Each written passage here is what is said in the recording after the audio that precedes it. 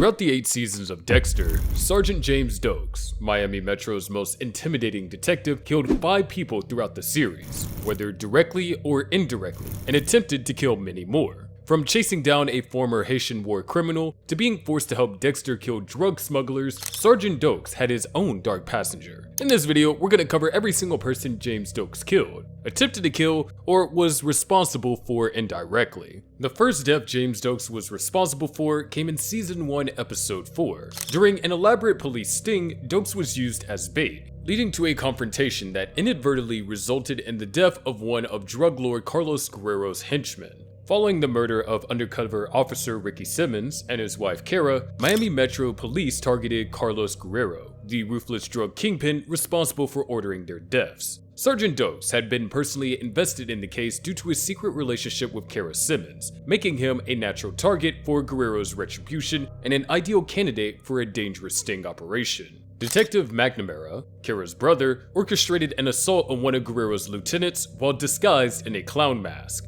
This attack was deliberately designed to make Guerrero believe Doakes was responsible, intensifying the drug lord's focus on the sergeant. Guerrero's men began following Doakes to intimidate him, but when the intimidation failed, Guerrero ordered his thugs to abduct Doakes for execution. After being kidnapped and brought before Guerrero, Guerrero was about to execute Doakes. However, before he could do that, McNamara's team opened fire, shooting Guerrero, and Doakes pushed one of the henchmen into the line of fire, ending his life. Thought you could use backup. Could have filled me in, man. Shit. The operation successfully resulted in Guerrero's arrest for attempted murder, caught red-handed with a weapon aimed at a police officer. The death of Guerrero's thug was ruled justifiable homicide during a police operation, with Doakes' action deemed necessary self-defense under extreme duress. The successful takedown of Carlos Guerrero significantly disrupted his drug operation in Miami, though it created lasting tension within the department regarding the ethics of using Doakes as bait without his knowledge. The incident further cemented Doakes' reputation as a formidable and resourceful detective, willing to take extreme measures, characteristics that would later fuel his suspicions about Dexter Morgan's true nature. While that kill was indirect and justified, his next one was a direct, cold-blooded execution. But before we get on to that, make sure you subscribe and turn on notifications. Sergeant James Doakes killing Jacques Bayard was a pivotal moment that revealed deeper layers to the tough Miami detective's character.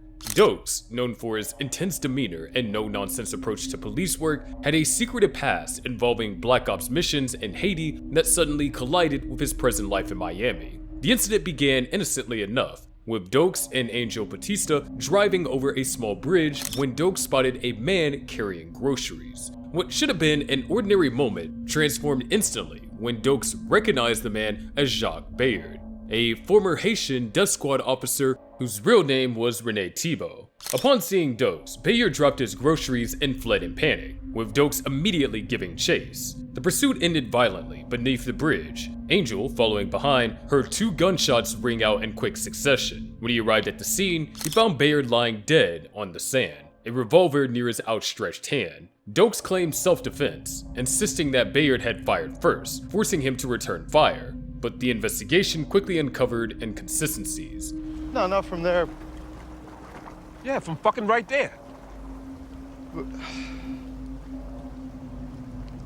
If you shot him from right there, the blood splatter would go in that direction, but look at the patterns.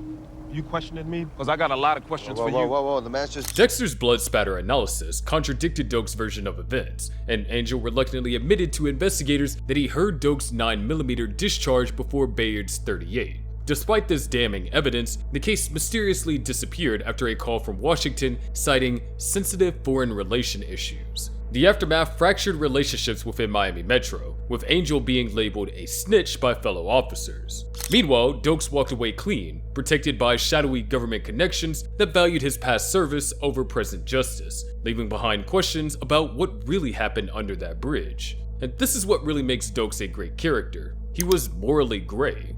The next person Doakes killed was ex-Army Ranger Curtis Barnes in an act of self-defense that highlighted the lasting trauma of military service. The investigation began when Alicia Barnes was found murdered with 3 precision shots, 2 to the chest, 1 to the head, in a tactical pattern known as Mozambiquing or triple tapping. Doakes immediately recognized this distinctive shooting method as the work of someone with special operations training. Photos showing Curtis Barnes in Somalia and Afghanistan confirmed Doakes' suspicions that the husband was military trained and the primary suspect in his wife's murder. Doakes arranged to meet a contact from Barnes' unit at Blue Wing Marina, only to discover that the contact was Barnes himself. The tension escalated as both men, former Rangers with similar backgrounds, drew their weapons. During their tense confrontation, Barnes admitted to killing his wife in a rage when she threatened to leave him. If you weren't a Ranger, I'd have shot your ass by now.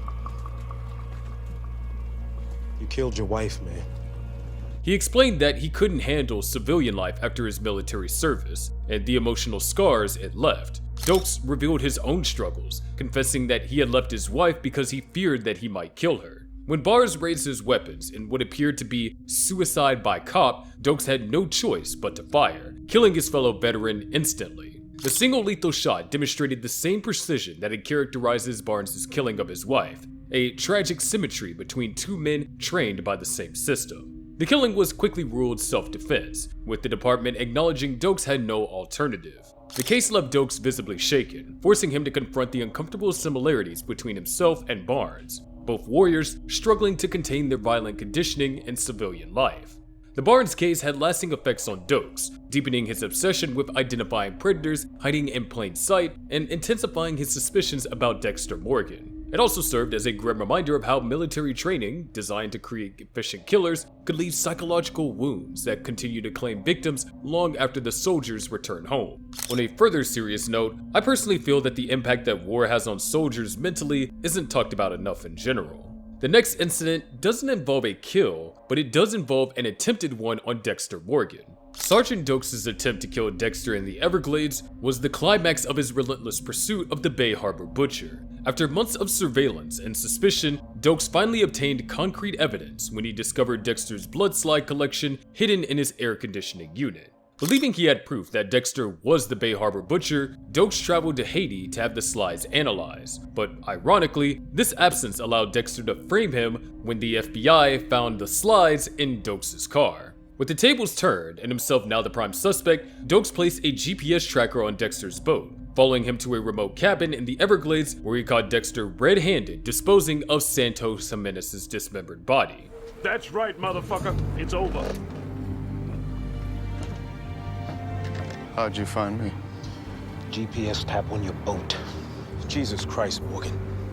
Jesus fucking Christ, you're the Bay Harbor Butcher. Armed with his service weapon, Doakes confronted Dexter, believing justice would finally be served. The confrontation quickly escalated as Doakes attempted to arrest Dexter, managing to shoot him in the thigh before Dexter overpowered him with a martial arts sleeper hold. Despite his military training and physical strength, Doakes underestimated Dexter's combat abilities, a fatal miscalculation that left him imprisoned in a drug cage inside the cabin. But Doakes' dark tendencies didn't end there. The next time Doakes killed came indirectly was in one of the show's strangest moments, helping his captor, Dexter. Despite being the only Miami Metro detective who has always suspected Dexter, Doakes, imprisoned in a cabin after uncovering Dexter's secret, ended up assisting him in killing the Famosa brothers. After escaping from the cabin, where Dexter had imprisoned him, Doakes found himself in an unexpected predicament. Drug smugglers, Esteban and Teo Famosa, arrived by airboat to collect cocaine stored by Santos Jimenez. Desperate to escape, Doakes identified himself as a police officer, but the brothers responded by knocking him unconscious and taking him captive instead. When Dexter returned to the cabin with food for his prisoner, he discovered the brothers forcing Doakes to carry cocaine to their airboat. Despite their intense mutual hatred, both men recognized the immediate danger posed by the armed drug smugglers. Through a silent exchange of glances, predator and prey formed an impromptu alliance. The takedown showed remarkable coordination between sworn enemies. Doakes deliberately engaged Teo in an argument, providing Dexter the opportunity to sneak inside the cabin, where he killed Esteban swiftly. Then, armed with Esteban's gun, Dexter emerged as Doakes brilliantly improvised by throwing cocaine in Teo's face, creating the perfect distraction for Dexter to shoot him directly in the heart. This brief moment of cooperation dissolved immediately afterwards. Despite their successful teamwork, Dexter recaptured Doakes, returning him to the cage despite his pleas for freedom. The Famosa brothers' bodies were unceremoniously disposed off in the Everglades, with Dexter coldly remarking they made some alligators really happy.